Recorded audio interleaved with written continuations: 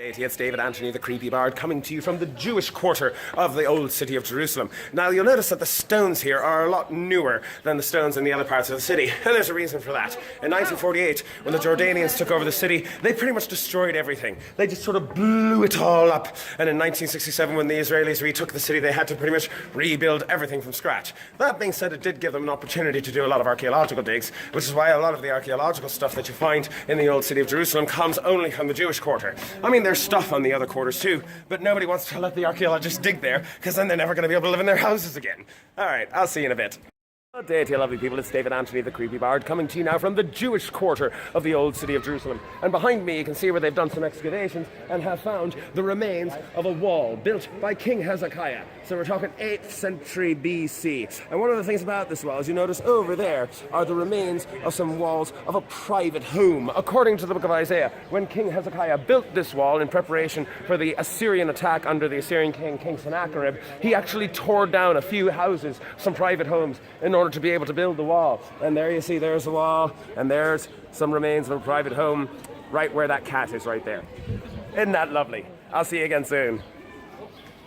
Good day to you lovely people, it's David Anthony, the creepy bard, coming to you from the Jewish quarter. I am on my way to the Western Wall, and behind me you will see some walls that I believe are from the Roman period. In this area actually have a few things that are really, really ancient, where they managed to dig down and find some ancient stuff. But what I want to show you in particular is down this way. There is an institution called the Temple Institute. According to Jewish tradition, the temple once stood on the Temple Mount. There was a first temple built by Solomon, and then a second temple that was built by Ezra and Nehemiah, and then renovated later. Both of these temples were destroyed, the first one by the Babylonians, the second by the Romans. According to Jewish tradition, the temple will one day be rebuilt. And the Jews want to rebuild the temple, but there's a mosque in the way. There, you can see the mosque right there. And you can't build a temple while there's a mosque there. But there is an organization called the Temple Institute that has decided to start building all of the various vessels that will one day go into the temple. So that way, when the temple is built, at least all the furniture is ready. And over here, we've got the menorah, as built by the Temple Institute. Supposedly, this is actually made of gold. Supposedly solid gold. I don't know if it's actually made of solid gold or not, but they say it is, so I'll believe them, why not? But isn't that pretty? Isn't that lovely? I'm actually going to head down to the Temple Mount now and show you the Western Wall. Good day to you, it's David Anthony, the creepy bard, coming to you from the Jewish quarter of the old city of Jerusalem, and I'm finally there. I am at the Temple Mount. Behind me is the Western Wall. Now, I'm going to get down closer to the Western Wall and give you a better look at it, but before I do, I'm going to show you right up there, that black dome over there is the Al-Aqsa Mosque, and that gold dome over there, which I'll give you a better look at in a minute, is the Dome of the Rock. Difference being, the Al-Aqsa Mosque is a mosque, whereas the Dome of the Rock is a shrine. Now, I can't actually go up onto the Temple Mount. I mean, legally I'm allowed to, but let's face it, I'm the kind of guy who would make an arse of himself and cause an international incident. So that is a bad idea. Now, over here you can get a slightly better look at the Dome of the Rock itself. Now that is not Muslim architecture, that is Byzantine architecture, because before that was the Dome of the Rock, that used to be a Byzantine Christian shrine in honor of the Temple of Solomon. But when the Muslims took over under Omar in the 7th century, they converted it into a shrine in honor of Muhammad, because that is the foundation stone, the place from which Muhammad ascended to heaven according to the Quran in order to learn how to pray. I'm going to head down to the Western Wall in a moment and give you a closer look at it. See you in a bit.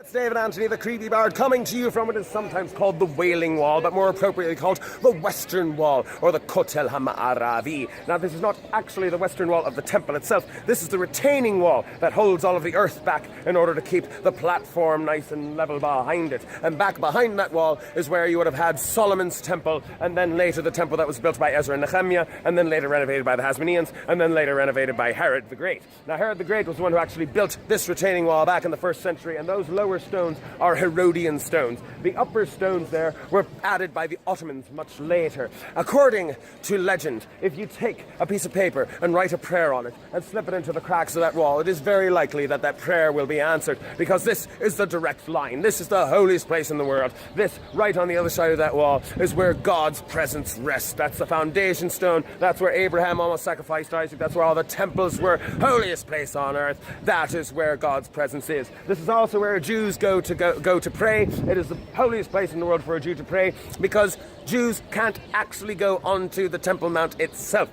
because the rabbis say that you're not allowed to go up there if you're ritually impure, and it is generally assumed that most people are ritually impure. So this is the closest that you can get. I'm going to go right up to the wall and have myself a little bit of a prayer. I'm afraid I will not be able to bring you with me, because you see that little fence over there? They do not allow recording equipment beyond that fence, because it's a holy site. People are praying, and the last thing you want is a jackass like me making a fool of himself while people are trying to talk to God. So I will see you again soon.